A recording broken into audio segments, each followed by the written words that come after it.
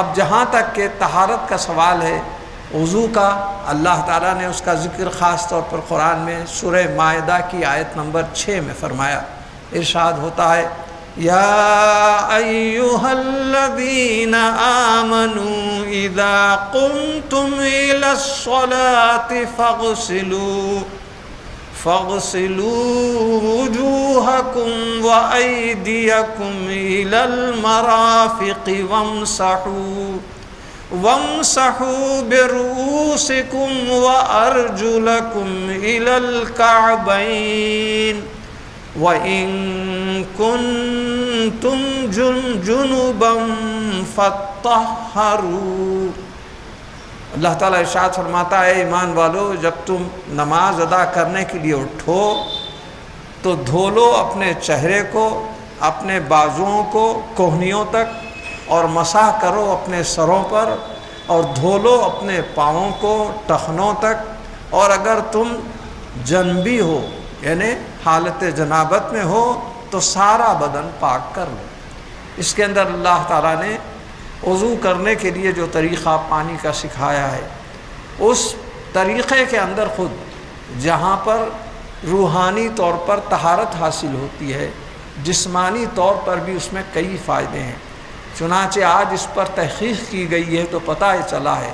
کہ شریعت میں وضو کے دوران جسم کے جو اعضاء بھیگتے ہیں، وہ آج کی تحقیق کے ذریعے یہ پتہ چلا کہ وہ ایسے اصل اعضاء ہیں کہ دوران خون کو ان کے پانی لگنے سے ایک دم ایک قسم کی ترغیب پیدا ہو جاتی ہے، اور ہماری صحت میں دوران خون کا بہت بڑا تعلق رکھا ہوا ہے۔ لہٰذا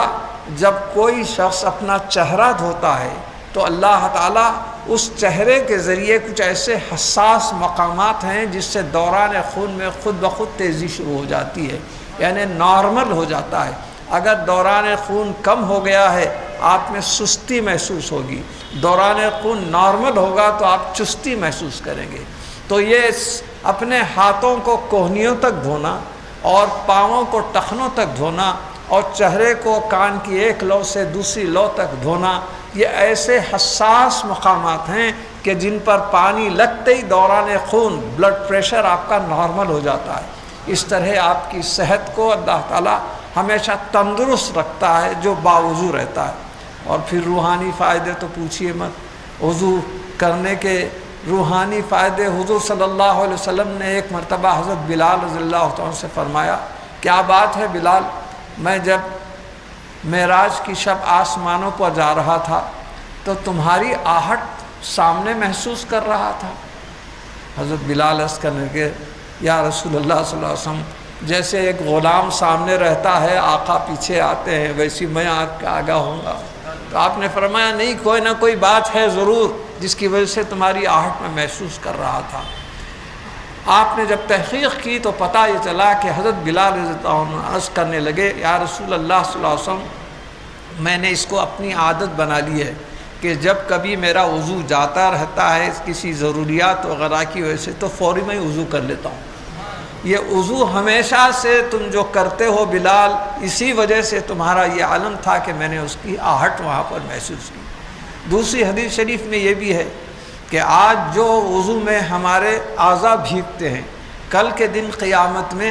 کسی امت کو یہ اعزاز حاصل نہیں ہوگا، صرف امت مصطفیٰ کو اعزاز حاصل ہوگا کہ جتنے اعضاء وضو میں بھیگتے تھے کل قیامت میں وہ چمکدار رہیں گے۔ تو سرکار فرماتے ہیں میں دیکھ کر پہچانوں گا کہ میرا امتی۔ اب ظاہر ہے کہ جو وضو کریں گے، نماز کی پابندی کریں گے، یقیناً ان کے ہی اعضاء وضو کی وجہ سے بھیگیں گے، اور اسی وجہ سے اللہ تعالیٰ ان کو کل قیامت کے دن ان اعضاء کو چمکدار بنائے گا، اور سرکار ہماری شناخت بھی فرما لیں گے بآسانی۔ علاوہ ازیں اس وضو کے دوران طہارت کے جو مختلف طریقے ہمارے کو سکھائے گئے ہیں، اس میں بھی اتنے فائدے ہیں صحت کے، ہم غور نہیں کر سکتے۔ سنت نبوی کی تکمیل اور شرعی احکام کی تعمیل، یہی ہمارا پیش نظر رہتا ہے۔ لیکن آج کی تحقیق یہ بتاتی ہے، ایک سائنسداں جو میڈیکل ایکسپرٹ تھا، اپنے شاگردوں کے ساتھ مختلف قسم کے کینسرز کی جو لوگوں میں زیادتی ہو رہی ہے اس کے وجوہات کیا ہیں، اسباب کیا ہیں، اس پر ریسرچ کرنے لگا۔ امریکہ میں اس وقت ایک ایسا کینسر ہے جو ناک کی جڑ میں زیادہ واقع ہوتا ہے، حلق کی جڑ میں زیادہ ہوتا ہے، تو اس کی علیحدہ تحقیق کی گئی، تو ناک کی جڑ میں جو بھی کینسر جن قوموں کو یا جن مذہب والوں کو ہوتی ہے اس کا اسٹیٹسٹیکل رزلٹ، اس کے اعداد و شمار جب جمع کیے تو پتہ چلا کہ یہ زیادہ تر انگریزوں میں یا غیر مسلموں میں یا پھر یہودیوں میں، ایسے لوگوں میں زیادہ اس کا پرسنٹیج ہے، لیکن مسلمانوں میں اس کا پرسنٹیج 5% سے کم ہے۔ جب ان لوگوں کی گول میز کانفرنس ہوئی تو اس پر ڈسکس کرنے لگے کہ مسلمان بھی انسان ہیں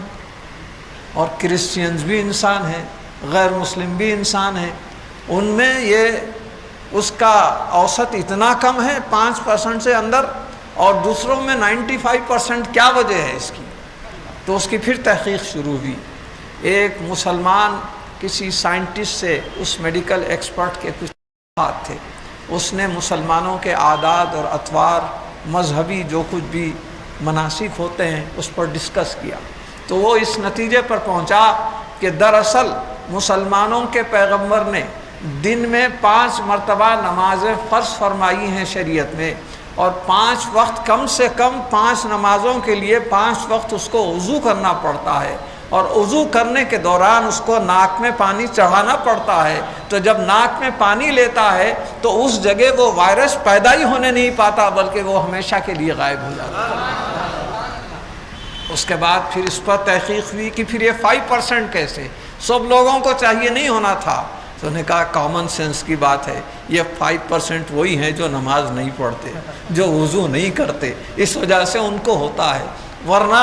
انسان اگر واقعی مسلمان ہے اور اسلام کے جو کچھ بھی شریعت کے احکام کی تعمیل کر رہا ہے تو اس میں دنیا کے بھی مفادات ہیں، اس کی صحت کو مینٹین کرنے کا بھی برابر ہے۔ آپ تو جانتے ہیں کہ آج کل یوگا کے اوپر بہت کچھ کہا گیا ہے، لکھا گیا ہے، لیکن ہمارے بزرگان دین رات میں ہزار رکعت نماز پڑھتے تھے، ان کے پاؤں میں کبھی درد نہیں ہوا، ان کے ہاتھوں میں کسی قسم کی تکلیف نہیں ہوئی۔ یہ یوگا اس قسم کی ہے، یہ حرکتیں صرف کسی سرکس میں بتانے کی حرکتیں ہو سکتی ہیں، ورنہ اپنے کو ایکٹیو رکھنا ہے تو ہماری نماز کے اندر جو کچھ بھی ہمیں ہدایات ہیں وہی سب سے زیادہ کافی ہیں۔ ہماری شریعت نے جو احکام دیے ہیں، اور جیسا میں پہلے بھی عرض کر چکا ہوں کہ اللہ تعالیٰ کے بنائے ہوئے قانون میں کسی قسم کا کوئی عیب نہیں ہوتا، اور یہ یوگا بنانے والے انسان ہیں تو اس کے اندر ضرور کچھ نہ کچھ نقص ہوگا۔ چنانچہ آپ اخبار میں پڑھے ہوں گے جس روز 12 جون کو یا کوئی دن مقرر تھا جو یوگا ڈے بنایا گیا، اس روز کئی لوگ مر گئے، جو یوگا کرنے کے لیے بوڑھے لوگ آئے تو اس روز ان کی موت واقع ہو گئی، اخبارات میں آ گیا۔ تو اللہ تعالیٰ جو قانون بناتا ہے، شریعت کے جو بھی بنیادی اصول ہیں، اللہ کے اصول ہمیشہ رہنے والے، بلا کسی عیب کے، بغیر کسی نقص کے، اللہ کی بنائی ہوئی چیز میں کیا عیب ہو سکتا ہے، اور دنیا کے انسان جو بناتے ہیں اس کے اندر عیب ہو سکتا ہے۔ تو طہارت ہمارے پاس اس لیے لازم کر دی گئی ہے۔ ایسی صورت میں ایک چارلس فرانس نامی ایک میڈیکل ایکسپرٹ نے اسی طہارت پر ایک تھیسس لکھا ہے، اور اس تھیسس میں اسلام میں جو طہارت کا اصول بتایا گیا ہے اس کے اوپر بڑی تفصیل کے ساتھ روشنی ڈالی ہے۔ اس کا آخری سینٹنس مجھے یاد رہ گیا ہے، آپ حضرات سنیں گے تو یقیناً ایمان تازہ ہو جائے گا۔ وہ کہتا ہے "The hygienic principles of Islam pertaining to cleanliness and neatness, if adopted in our day-to-day life,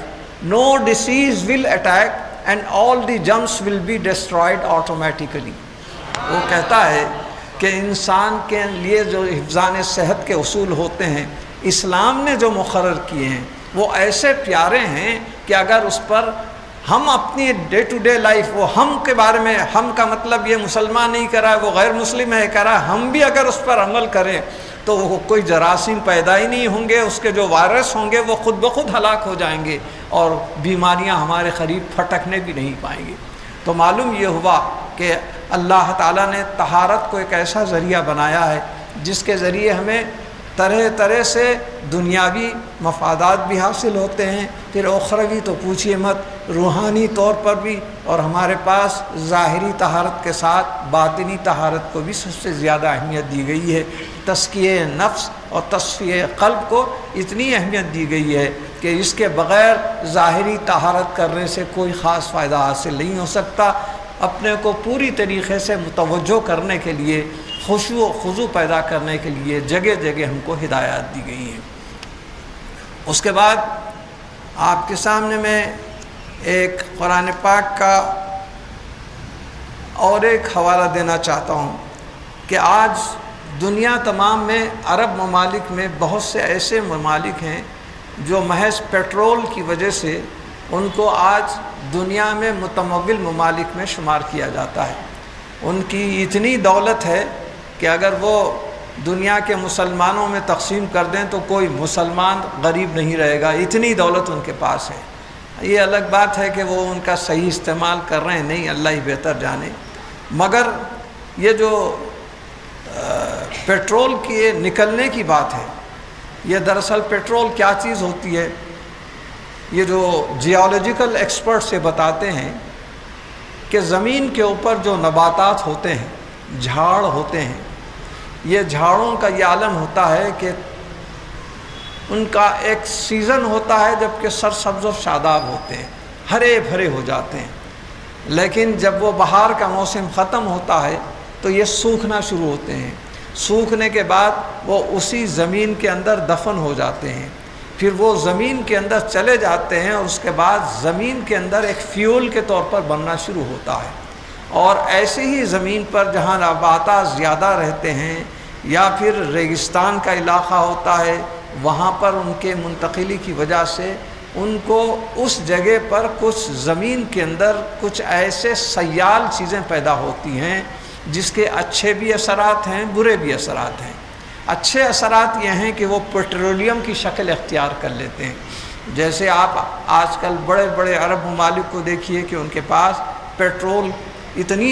مقدار میں تیار ہو رہا ہے کہ وہ بڑے خوشحال ہیں، دوسروں کی امداد بھی کرنے کے موقف میں ہیں۔ تو اس کا ذکر اللہ تعالیٰ نے، آج کل ہمیں سمجھتے ہیں کہ پیٹرول بالکل نئی چیز ہے، قرآن اس کے اندر کہاں ذکر کرے گا، لیکن قرآن نے دنیا میں ہر چیز کا ذکر فرمایا ہے۔ ارشاد ہوا ہے اللہ تعالیٰ کا، وَمَا فَرَّطْنَا فِي الْكِتَابِ مِنْ شَيْءٍ، ہم نے کتاب میں کوئی چیز چھوڑی تک نہیں ہے۔ لا رطب ولا یابس الا فی کتاب مبین، رطب کہتے ہیں تر چیز کو، یابس کہتے ہیں خشک چیز کو، تو خشک اور تر دو چیزیں اپوزٹ ہیں۔ تو اللہ تعالیٰ یہ مثال دے کے فرما رہا ہے کہ ہم قرآن میں یہ ایک ہی چیز نہیں بلکہ بہت سی مخالف چیزیں، متضاد چیزوں کا ہم ذکر کر کے ان کی حقیقتوں کو بالکل روشن کر دیے ہیں۔ تو اللہ تعالیٰ نے ایک ایک چیز کا ذکر فرما دیا ہے۔ تو یہ پیٹرولیم جو آج کل ایجاد ہوا ہے، یہ دراصل آج سے 1400 برس پیشتر اللہ تعالیٰ نے قرآن میں اس کی پیشین گوئی فرما دی تھی کہ ایک وقت ایسا آئے گا۔ چنانچہ سورہ اعلیٰ کی آیت نمبر 4 اور 5 میں ارشاد باری تعالیٰ ہے، وَالَّذِي أَخْرَجَ الْمَرْعَى فَجَعَلَهُ غُثَاءً أَحْوَىٰ، جس زمین سے چارہ نکالا پھر اسے سیاہی مائل سیلاب خشک کر دیا، سیلاب کو خشک کر دیا۔ مطلب یہ کہ زمین میں جو سیال قسم کی کوئی ایک چیز جو جمع ہو گئی تھی، یہ جو نباتات کے اس میں دفن ہونے کی وجہ سے اسی کو اللہ تعالیٰ نے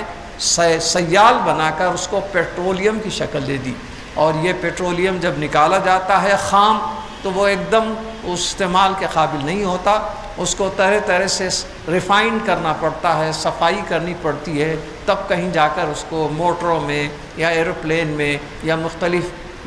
مقاصد کے لیے استعمال کیا جاتا ہے۔ تو یہ پیٹرول کے یہ فائدے کا پہلو ہے، لیکن نقصان کا بھی اس میں پہلو رکھا ہوا ہے کہ بعض وقت یہ جو نیچے یہ سیال قسم کا زمین کے اندر مادہ پیدا ہوتا ہے، اگر وہ کسی طریقے سے زہریلے اثرات رکھتا ہے تو آتش فشاں پہاڑ کی شکل میں اس کے اندر سے مادہ باہر نکلتا ہے اور اطراف و اکناف کی بستیوں آبادیوں کو تباہ و برباد تاراج کر دیتا ہے، یا پھر اس بستی میں یا اس ملک میں یا اطراف کے ملک میں زلزلے آتے ہیں اور ان زلزلوں کی وجہ سے ہزاروں وقت واحد میں انسانی جانوں کا اتلاف ہو جاتا ہے۔ تو یہ رب العالمین کا خاص طور پر ذکر ہے۔ ہمارا یہ سمجھنا کہ یہ آج کی ایجاد ہے یا پھر یہ پیٹرولیم کو ہم کوئی امریکن کی ایجاد سمجھ رہے ہیں یا مغرب کی ایجاد سمجھ رہے ہیں، اصل میں اللہ تعالیٰ کی خلقت ہے، اس کی تخلیق کردہ یہ سیال مادے کی ایسی نعمت ہے کہ جس کو آج کی دنیا میں بڑی ہمارے سواریوں کے لیے، پلینز کے لیے یہ ایک پارٹ اینڈ پارسل بن گئی ہے۔ یہ پیٹرولیم کی نعمت ایک بہت بڑی عصری نعمت تصور کی جاتی ہے۔ اللہ تعالیٰ نے ہمارے قرآن میں جہاں پر آج کل کے عصری چیزوں کی مزید پیشین گوئی بھی فرمائی اور اس کی طرف اشارہ بھی فرمایا۔ مثال کے طور پر آج کل آپ جانتے ہیں کہ ہمارے انگلیوں کے پوروں پر جو نشانات ہوتے ہیں یا ہمارے انگوٹھوں پر جو نشان ہوتے ہیں یا انگلیوں پر جو نشان ہوتے ہیں، آپ تو دیکھتے ہیں آدھار کارڈ بننے کے لیے بھی آپ کو دونوں ہاتھوں کے نشانات دینے پڑتے ہیں آپ کی آئیڈینٹی کے لیے، کیونکہ اللہ تعالیٰ کا یہ کرشمہ ہے کہ دنیا میں ہر ایک انسان کے ہاتھ پر ایسے نشان لگے ہوئے ہیں، لیکن کسی انسان کے ہاتھ کے نشان دوسرے انسان سے نہیں ملتے۔ یہ اللہ تعالیٰ کی تخلیق کا کرشمہ ہے کہ آپ سب کو ایک ساتھ ہزاروں کو لے لیجئے مگر ایک کا دوسرے کے ساتھ نہیں مل سکتا، لہٰذا اس کو آئیڈینٹی کے طور پر، شناخت کے طور پر، پہچان کے طور پر اس کو استعمال کیا جانے لگا۔ آج ہی نہیں، پہلے تو خالی انگوٹھا لیا جاتا تھا، لیکن اب تو آج کل پوری انگلیوں کے نشانات لیے جاتے ہیں، جس سے انسان کے بارے میں فوری تمام چیزوں کا علم ہو جاتا ہے کہ یہ کون صاحب ہیں یا کس خاندان سے تعلق رکھتے ہیں۔ اس کی بڑی یہ باضابطہ اس کی بھی ایک سائنس بن گئی ہے، اس کی اسٹڈی کرنے والے اس کے اندر ایکسپرٹ ہوتے ہیں، بلکہ اس کو پہچاننے والے بھی ہوتے ہیں۔ عام طور پر دستاویزات، ڈاکومنٹس ہوتے ہیں جن کو پڑھنا نہیں آتا تو ان کو اپنا تھم امپریشن لگانا پڑتا ہے، اس کے اندر بھی الٹے پلٹے جعلی کاروبار ہوتے ہیں۔ تو یہ جو انگلیوں کے اور انگوٹھے کے نشانات کو پہچاننے کے ایکسپرٹس ہوتے ہیں، پہچان لیتے ہیں کہ کون سا جعلی ہے اور کون سا اصلی ہے، کیونکہ اللہ تعالیٰ نے کسی کے بھی اپنے نشانات کو دوسروں کے نشانات کے مماثل ہی نہیں بنایا۔ حالانکہ باپ کا جو بیٹا ہوتا ہے صورت میں، شکل میں، چال میں، ڈھال میں، عادات میں، اطوار میں کچھ ملتا جلتا ہوتا ہے، لیکن کسی باپ کے ہاتھ کے نشان کسی بیٹے کے ہاتھ کے نشان کے ساتھ کبھی نہیں ملیں گے، دنیا کے کسی انسان کے مماثل نہیں ہوتے۔ لہٰذا اس کا ذکر اللہ تعالیٰ نے جو فرمایا ہے وہ سورہ قیامہ کی 3 اور 4 آیت میں اس کا ذکر فرمایا۔ اَيَحْسَبُ الْإِنسَانُ أَلَن تَجْمَعَ عِظَامَهُ بَلَىٰ قَادِرِينَ عَلَىٰ أَن نُّسَوِّيَ بَنَانَهُ۔ کیا انسان کا یہ گمان ہے کہ ہم گلی سڑی ہڈیوں کو جمع نہیں کریں گے؟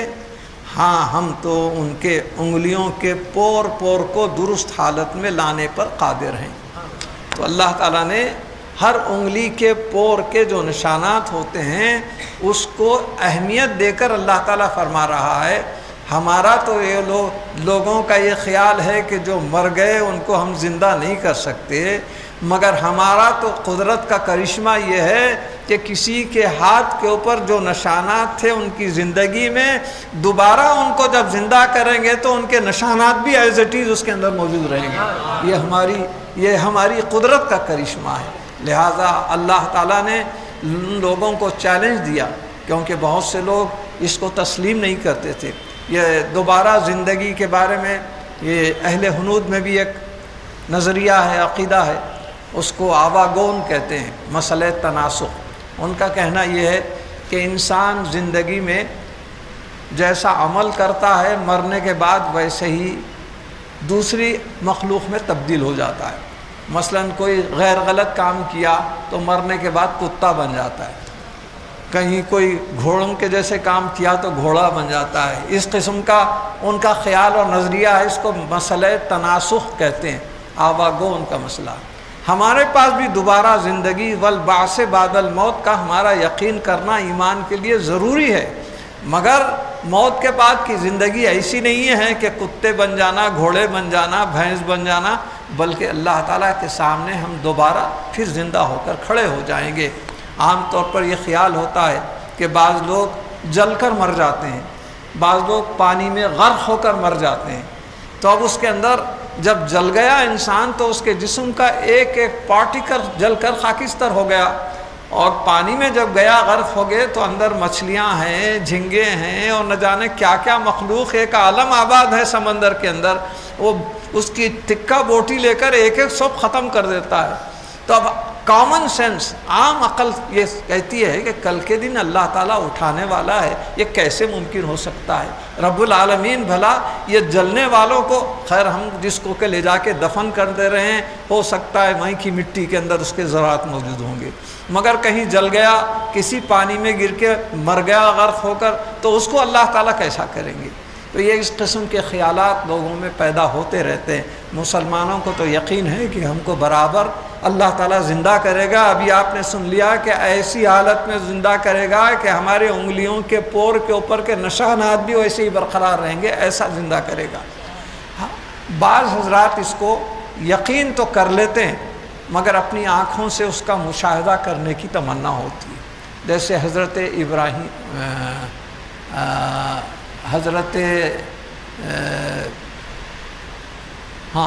علیہ السلام اللہ کے خلیل، انہوں نے اللہ تعالیٰ سے ذکر کیا کہ رب العالمین میں تو اس کے اوپر پورا یقین کرتا ہوں کہ مرنے کے بعد انسان زندہ ہونے والا ہے، لیکن میں اس کا مشاہدہ کرنا چاہتا ہوں کہ تو کیسے زندہ کرے گا۔ تو رب العالمین نے سورہ بقرہ میں، اس کے علاوہ اور دوسری جگہ اس کا حصہ بیان کیا گیا ہے کہ اللہ تعالیٰ نے حضرت کو حکم دیا کہ آپ کرو یہ کہ 4 جانور جو پالتو ہوتے ہیں اپنے پاس، جیسے مرغی ہے، جیسے کبوتر ہے، شکرا ہے، ایسے 4 جانوروں کو جمع کرو اور ان کو اپنا بے تکلف دوست بنا لو۔ جب وہ تمہارے سے ہل جائیں گے، تمہارے ہر اشارے کے اوپر بھاگ کے آ جائیں گے، تمہارے ہاتھ پر، تمہارے کپڑوں پر بیٹھنے لگیں گے، تو اس وقت ان کو ایک بعد دیگر ذبح کرو۔ جب 4 ذبح ہو جائیں گے تو ان کا گوشت خیمہ بنا کے ملا دو اور پہاڑ کے اوپر ادھر ادھر رکھ دو۔ اس کے بعد جیسے تم بے تکلفی سے پکارتے تھے اسی طریقے سے تم پکارو اور ہماری قدرت کا کرشمہ دیکھو۔ حضرت نے فوری 4 پرندوں کا یا جانوروں کا انتخاب کیا۔ مرغ بھی ہے اور اس میں کوا بھی بتایا جاتا، مرغ بھی ہے اور کچھ 4 قسم کے جانور ہیں، مور بھی ہے اس میں اور کبوتر بھی ہے۔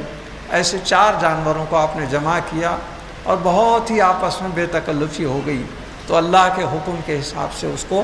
ایک ذبح کیا اور ان کا قیمہ بنا دیا، اور اس قیمے کو پھر پہاڑ کے اوپر رکھ دیا۔ اور جیسے ذبح کرنے سے پہلے ان کو پکارا کرتے تھے، یا حمامہ بولتے ہی کبوتر بھاگ کے آتا تھا، یا طاؤس بولتے ہی مور بھاگ کے آتا تھا۔ اب آپ ویسی آواز دینے لگے، یا حمامہ، جیسے ہی آپ نے زبان نکالی اپنی تو اس قیمے میں سے حمامہ کا جو گوشت، جو بوٹی تھی فوری ایک جگہ جمع ہونے لگے اور کبوتر کی شکل بنی اور آپ کے پاس آ کے کھڑے ہو گئے۔ اس کے بعد آپ نے پکارا مور کو، یا طاؤس تعال ہنا، تو جیسے ہی آپ نے آواز دی تو مور کا جو بھی گوشت خیمے میں بوٹیاں تھیں اس کی سب ایک جگہ جمع ہوئی، اور جیسے مور کی شکل ہوتی ہے مور فوری حاضر ہو گیا۔ اس طریقے سے 4 جانور آپ کے پاس حاضر ہو گئے، جس سے پتہ چلا کہ رب العالمین دنیا میں دو قسم کے لوگ رکھا ہے، ایک تو بعث بعد الموت کے اوپر یقین نہیں کرتے، تو اللہ تعالیٰ ان کے لیے بھی وارننگ کے مختلف آیات دیتا ہے، اور بعض ایسے ہیں کہ اس پر یقین تو کرتے ہیں لیکن اس کا مشاہدہ کرنا چاہتے ہیں، تو ایسے اپنے پیغمبروں کو اللہ تعالیٰ مشاہدہ بھی کر کے بتاتا ہے۔ اب اس کے بعد میں آخر میں ایک بات کا ذکر کر دیتا ہوں کہ قرآن میں بعض ایسی چیزوں کی پیشین گوئی بھی کی گئی ہے جس کو آج 14 صدی نہیں بلکہ ہزاروں سال گزرنے کے بعد بھی وہ پیشین گوئی صحیح ثابت ہو رہی ہے۔ مثال کے طور پر فرعون کا تو واقعہ آپ کو معلوم ہے کہ کس طرح موسیٰ علیہ السلام سے اس کی دشمنی ہوئی اور بنی اسرائیل کو کس طرح وہ قتل کر دیتا تھا۔ پورے واقعات شروع سے تو بہت طول طویل ہیں، مگر اس کا جو حشر ہوا، حضرت موسیٰ علیہ السلام کے اوپر ایمان نہیں لایا اور خود اپنے کو خدا بولنے کے لیے سب کو مجبور کر کے قتل کرتا جاتا تھا۔ اللہ تعالیٰ کے پاس مہلت ہوتی ہے، جب کوئی شخص اللہ کے احکام کی تعمیل نہیں کرتا، خدا کو تسلیم نہیں کرتا یا اس کے رسول کو نہیں مانتا، تو اللہ تعالیٰ ایک مہلت دیتا ہے کہ اس وقت کے اندر اگر وہ سیٹ رائٹ ہو گیا، صحیح راستے پہ آ گیا تو مناسب ہے، لیکن مہلت کے باوجود بھی نہ ہوا تو پھر اللہ تعالیٰ ایسی گرفت پکڑتا ہے کہ پھر اس کا بچنا مشکل ہو جاتا ہے۔ فرعون کا یہی حال ہوا کہ اللہ تعالیٰ کے اوپر یقین کیا، نہ حضرت موسیٰ کلیم اللہ پہ ایمان لایا، تو رب العالمین نے اس کو پہلے مہلت دی اور اس کے بعد اس کو ایک ایسے بہانے سے باہر نکالا کہ حضرت موسیٰ علیہ السلام پہلے باہر نکلے اور آپ کو فالو کرنے کے لیے یہ اپنے لشکر کے ساتھ نکلتا ہے، اور وہاں پر دریائے قلزم میں موسیٰ علیہ السلام تو راستے بن جاتے ہیں قدرت کی طرف سے اور وہ دریا کو پار کر لیتے ہیں، بحر قلزم کو، لیکن یہ جیسے ہی فرعون اور لشکر اس میں آیا تو پورے کا پورا لشکر میں فرعون کے اس میں غرق ہو گیا۔ یہ واقعہ قرآن میں تفصیل کے ساتھ لکھا ہوا ہے، لیکن اس کے ساتھ ساتھ تفاسیر میں ایک بڑا خاص نقطہ یہ لکھا ہوا ہے کہ جب وہ لشکر کے ساتھ ڈوب گیا تو اللہ تعالیٰ آنے والی نسلوں کو شاید عبرت دینے کے واسطے صرف فرعون کی نعش کو تموج میں موجوں کے ذریعے سے اس کو ایسا پھینک دیا کہ کنارے پر آ کے گر گئی۔ اب جب فرعون کنارے پر آ کر گرا تو لوگ پہچاننے والے پہچان لیے۔ اس کے بعد اس کے ساتھ معاملہ کیا ہوا، اس کو حنوط کیا گیا، یعنی بہت ایک بڑی شخصیت تھی، تو اس زمانے میں ایک طریقہ تھا، ایک خاص قسم کا مسالہ ہوتا تھا، وہ مسالہ جسم پر لگا دیں، جیسے آپ ہمارے پبلک گارڈن میں بھی ایک ڈیڈ باڈی ہے اس پہ حنوط لگی ہوئی ہے، بہت دنوں کی رکھی ہوئی ہے، تو ایسے ہی پہلے کے زمانے میں خصوصاً مصر میں تو ایسا ہوتا تھا، اور جو احرام مصر ہیں وہاں پر بڑی بڑی جو عمارتیں ہیں اس کے اندر ایسے ڈیڈ باڈیز کو رکھ کے اوپر ایسی عمارتیں بنا دیا کرتے تھے۔ تو یہ موسیٰ علیہ السلام کے زمانے کے فرعون کی ڈیڈ باڈی کو بھی حنوط لگا کر اس کو بھی بالکل ویسی ایک مردے کو مسالے کے اندر محفوظ کر دیے تاکہ اس کا جسم گلنے سڑنے نہ پائے۔ لیکن ہزاروں سال کے بعد آج اس فرعون کی نعش کی تحقیق ہو گئی اور اس کو پا لیا گیا ہے اور اس کو میوزیم میں کہیں رکھا گیا ہے، تو اس کی اللہ تعالیٰ نے پیشین گوئی قرآن میں فرمائی تھی۔ چنانچہ اللہ تعالیٰ نے سورہ یونس میں ارشاد فرمایا فَالْيَوْمَ نُنَجِّيكَ بِبَدَنِكَ لِتَكُونَ لِمَنْ خَلْفَكَ آیَةً وَإِنَّ كَثِيرًا مِّنَ النَّاسِ عَنْ آیَاتِنَا لَغَافِلُونَ۔ فرعون مصر کی جو نعش تھی اس کی طرف اشارہ ہے، آج ہم تیرے اے فرعون، یعنی فرعون سے مخاطب ہو کر اللہ تعالیٰ فرما رہا ہے، اے فرعون آج ہم تیرے بے جان جسم کو بچا لیں گے تاکہ تو اپنے بعد آنے والوں کے لیے عبرت کا نشان ہو سکے، اور بے شک ایسے لوگ ہماری نشان سے غافل ہیں۔ تو اللہ تعالیٰ نے جو پیشین گوئی قرآن میں فرمائی تھی آج سے 1400 برس پیشتر آج اس کو دریافت کر لیا گیا ہے، اور فرعون مر کر تو ہزاروں سال ہو چکے ہیں، لیکن قرآن نے جو پیشین گوئی کی تھی آپ دیکھتے ہیں کہ وہ آج اس کی 100% روپے میں 100 لانے وہ پیشین گوئی پوری ہو گئی۔ اس طرح قرآن پاک میں سائنس کے مختلف علوم کے اوپر بھی اشارے دیے گئے ہیں، جس سے آج خلائی سائنس ہو یا میڈیکل سائنس ہو ترقی کے زینے طے کرتے چلے جا رہی ہے، اور قرآن کو جو سمجھ کر پڑھ رہے ہیں یا قرآن کی بعض چیزوں میں تو کہوں گا ہم اتنی تحقیق نہیں کر رہے ہیں، غیر لوگ اس کی تحقیق کر رہے ہیں اور مزید ترقی پر ترقی کرتے چلے جا رہے ہیں۔ لہٰذا قرآن کا سائنس کے ذریعے آپسی ایسا ربط ہے کہ جیسے جسم اور روح۔ مگر آخر میں پھر میں اس بات کو دہرا دیتا ہوں کہ دیکھیے، قرآن کو کبھی سائنس کے قواعد ضوابط کی روشنی میں ہرگز مت سمجھیے، بلکہ سائنس کو قرآن کے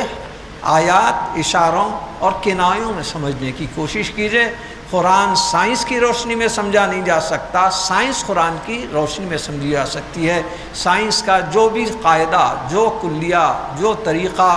اگر قرآن کے مطابق ہے تو سمجھ دو کہ وہ صحیح ہے اور بعد میں بھی رہنے والا ہے، اور اگر خدا نخواستہ وہ قرآن کی مخالفت میں ہے تو وہ سائنس کا اصول ہرگز قابل قبول نہیں ہو سکتا۔ سائنس کی روشنی میں قرآن کو مت سمجھو، قرآن کی روشنی میں سائنس کو سمجھو۔ اللہ تعالیٰ سے دعا ہے کہ رب العالمین ہماری اس محفل کو قبول فرمائے، اور علوم اور عرفان کے جو کچھ خزانے اللہ تعالیٰ نے قرآن میں رکھے ہیں ہمارے سینوں میں اس کا انشراح فرمائے، اور اس کے ذریعے ہم دنیا میں اس کے فیوز و برکات سے مالا مال ہوں، اور اللہ تعالیٰ ہمیں دنیا میں بھی سرخرو رکھے اور آخرت میں بھی سرخرو رکھے۔ اور سب سے بڑھ کر یہ کہ قرآن تک ہم جب پہنچ رہے ہیں تو اللہ تعالیٰ صاحب قرآن تک بھی ہمیں پہنچا۔ وصلی اللہ تعالیٰ علی خیر خلقہ ونور عرشہ سیدنا محمد وآلہ واصحابہ اجمعین والحمد